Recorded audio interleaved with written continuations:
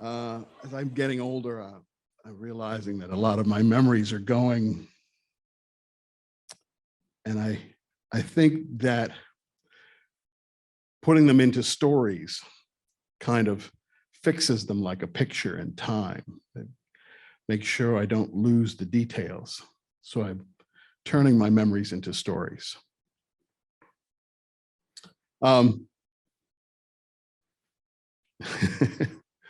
When I was a kid, well, I've always loved music, can't play a note.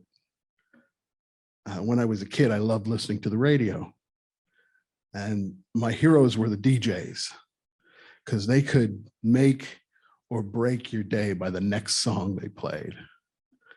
And I thought, what a great job that would be, you know, to play the soundtrack to somebody's life, to play a song to make them happy or to make them sad. I mean, who hasn't wept for the lost crew of the Edmund Fitzgerald? Am I right? I thought, what a great job. And I got my first job in radio by conning the program director of my favorite station into giving me an interview. I told him it was for a class project, and I turned it into an audition. And a few weeks later, I was the new overnight DJ at Radio 1230 WKBO Harrisburg. And boy, did that suck. I quickly learned that my romantic idea of what radio was and the reality were two completely different things. They told you what to play and when to play it. They told you what to say and when to say it. And I realized that the overnight thing, I don't know how people do that, man. That was working overnights was tough. I was a zombie. I would go to breakfast in bars and watch people get plastered and hook up before going to work at midnight. And it was a really lonely time. And I realized I wasn't long for that job.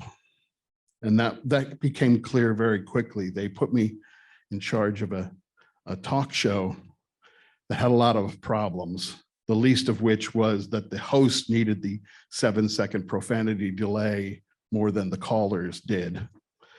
And there were other technical issues that were my fault. And I remember looking over at the phones, and the hotline was blinking. Now, on the other end of the hotline would be either the owner of the radio station or the program director. And if they were calling in, it was not good news. And I remember looking at that blinking light and saying out loud, "Oh, what the fuck do you want?" Before picking up the phone and hearing the program director say, "Turn off your microphone." This snot-nosed 17-year-old said fuck on the air. Now, he didn't fire me, which was very nice of him, but the writing was on the wall, and it was a very, very depressed Christmas. I ended up getting the short straw and doing the overnight shift on Christmas Eve, and then getting 4 hours off and coming back and doing Christmas Day. So rather than go to sleep, I went out to get something to eat that morning. The only place open Christmas morning at this time was Dunkin' Donuts.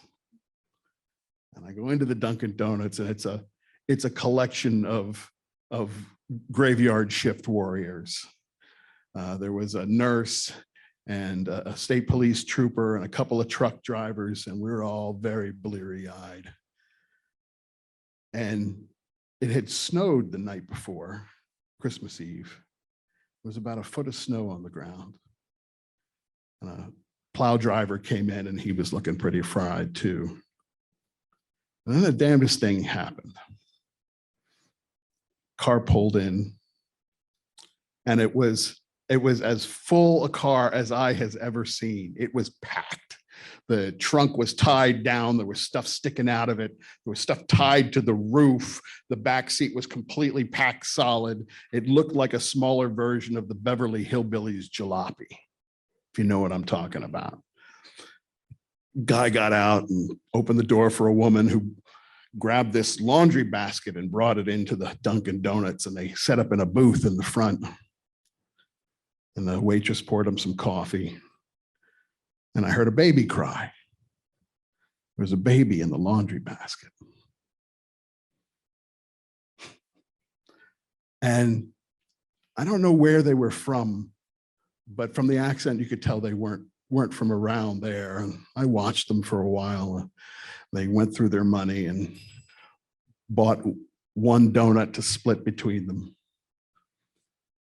And at one point, the man got up and walked over to the state police trooper and said, "Excuse me, I am sorry to bother you. Could you tell me how to get to Bethlehem?" And without looking up from his newspaper, the trooper goes, "Follow the star." I looked confused. "Excuse me?" Trooper put down his newspaper and said, "If you're heading to Bethlehem today, boy, follow the star." And the waitress laughed and the nurse laughed and pretty much everybody else in the place started to laugh, and somebody explained the joke to him, and somebody else brought over a map and showed him where Harrisburg was and how to get to Allentown and Bethlehem along Route 22. And the nurse went over and was talking to the woman and looking at the baby. And pretty soon, instead of this mess of strangers united by our misery in a Dunkin' Donuts on Christmas Day, we were all together. And despite our best efforts, the Christmas spirit had found us. And I wouldn't have been more surprised if they had told me the couple's name was Mary and Joseph, you know. Pretty soon, the couple got up and left. The snowplow driver went out and led the way for them, and the state trooper followed them out. And one by one, everybody left the Dunkin' Donuts and more people filed in, and I was left with more graveyard shift warriors staring into space, except for me sitting in the corner, very quietly humming, "I'll be home for Christmas, if only in my dreams." And that's a memory preserved as a picture in the 1,000 words of a story. Thank you.